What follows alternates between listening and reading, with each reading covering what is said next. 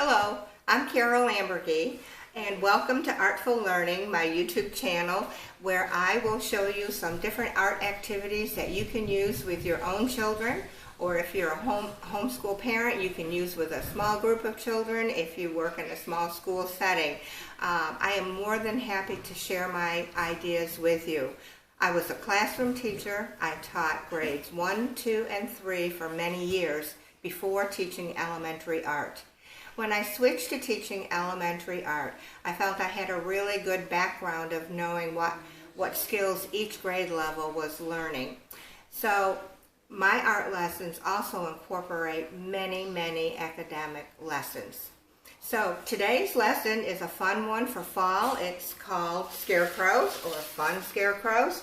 And this is what our finished product may look like. I say may because your child's an individual, and even if you just did this with your family, every child is going to look different, and it's fun to do as a family activity too.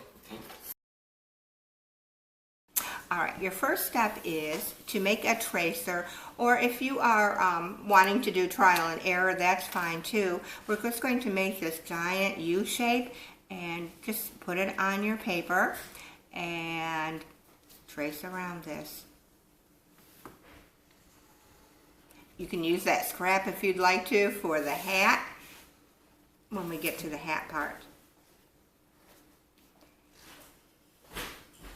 Okay, so that is your first step, making your tracer. Now,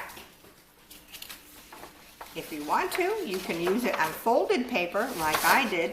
So now when you cut this out, you will open it up and have two U-shapes already together. You can do that, but I kind of like to do different colors for the shirt and for the top. So like I tell the kids, this is another good trick. Put the two papers together, cut this out, and you will have your shapes. Alright, so here's that folded one that I cut out two of. You're welcome to do that, and then we can add the head here. That'll look fine too. Or if you'd rather take a different fall color and use it for the legs, that's great. Okay, for the next step, for the head shape, we need a circle. So this is kind of fun. You might have to do a little scavenger hunt around your house. This is the coaster that I traced around. It happened to be 3.5 inches. You can also use the lid to whatever, or a can. So it needs to be about that size so it fits nicely into the head, into the body. So this one was a little bit bigger.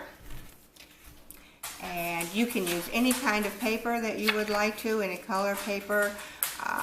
And then eventually we will be decorating it, and it will look really cute like that. So after you cut those out, I overlapped mine a little bit. That's totally your personal preference. And here is my little head that I did. Now you could have the kids decorate the head next, but I'm going to go ahead and show you how we can add some other things. This is a simple little hat tracer.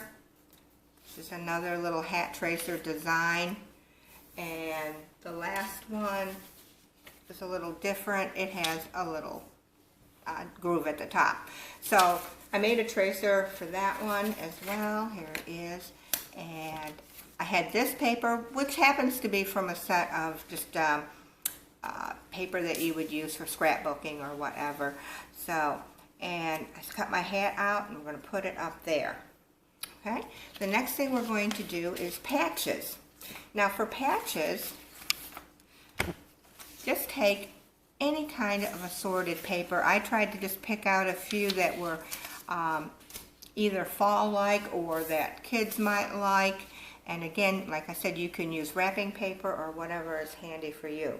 And the patches are real simple. They're just going to choose whatever they want to and cut different sized patches. So you might mention that the patches were used because scarecrows are generally made from older clothing that was nobody was wearing or had faded out. So whatever size patches they want to do. If you have the little fancy scissors, that's fun too. So just going to show you how you can put a couple of that on. If you wanted to make a little pocket, you can make a little pocket I even had some little scraps of fabric here that you could also use as more realistic looking patches. You could cut those and just glue those all on. Put them on like that. And that is your patches with your scarecrow. And we are ready to do the face. So what I did was I just looked and searched for different scarecrow faces, and just as samples if the kids wanted to copy this or something to use as a reference. So I had them, I thought it would be fun to use buttons. Now if you're going to put a hat on here, you got to make sure you leave room to and plan ahead for where you're going to put the things. So I think I will use buttons. So they can use whatever buttons, fun buttons they want to. It definitely works better if you have a flat button. Some kids will want them to match and some will want them to look crazy. So you can trace around that if you want to. Make them look more exaggerated. For the mouth, I really think this is a cute little mouth, sort of like sewn on. So we're going to be doing more stitches when we get to talking about the top stitching that we can use. So there's a little sample of there. So you can use crayons or markers if you want to make, put a little color, like I like this little smiley over here. Anything your child wants to do. Any shaped nose he wants to make. On the scarecrow goes. Eyelashes are fine. Eyebrows, whatever. Okay, so there we have that. I'm going to put the hat on. I think I'll just glue it on there now. And you are done with the next step. Now we're going to move on to top stitching.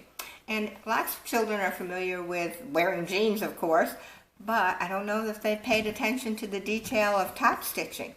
So what makes this scarecrow really cute is if you use top stitching.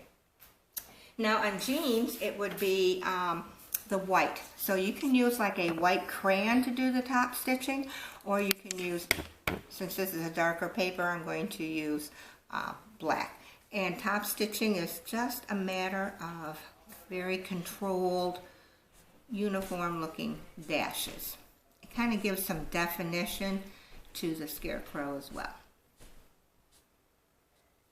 Okay, and they can do that on the inside and outside.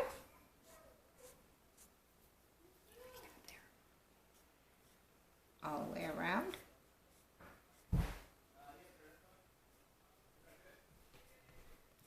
See how much patience art teaches you? One thing I always loved was the kids are so used to having instant gratification. Everything comes quickly. When you do art, it takes time. And I love that about teaching art, that they learn that you're not going to finish in one day, but you're going to be so proud of your accomplishment when you are done. Actually, when I did this lesson, I did it with first and second graders. Third graders would have fun with it as well.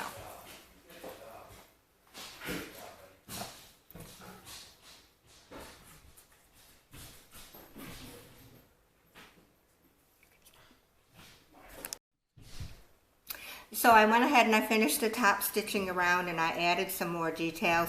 And one thing I noticed when I was teaching art is children learn from your modeling. And if you take time and show them how to put details on, I think it helps them zero in on details, which is such an important skill in life. So to complete our little scarecrow, we're going to turn him over, and we're going to use raffia. Now this is just a craft raffia. And if you don't have this, and before I actually had this, I even did this with the brown paper towels that you would have in school. It was real easy. And you're just going to cut it, not too long. Kids go kind of wild with this kind of stuff. They love it. So, and I found the easiest way, also it's a good little fine motor thing, get the kids to line it up so they kind of stick out kind of evenly from the arms and legs.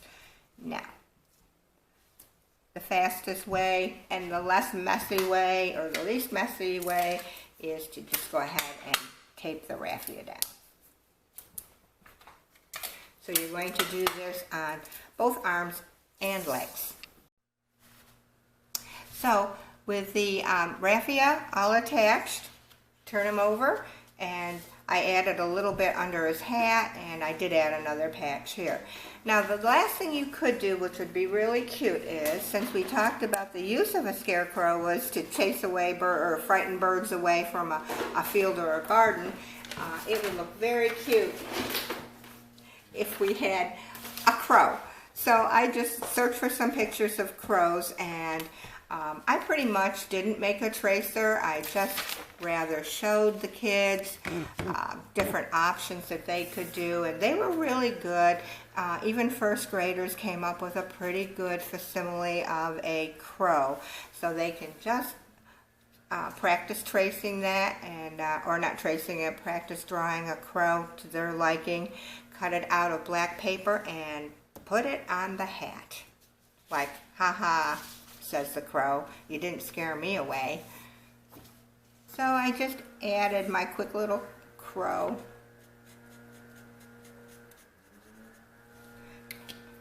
And there is your little scarecrow doing his job.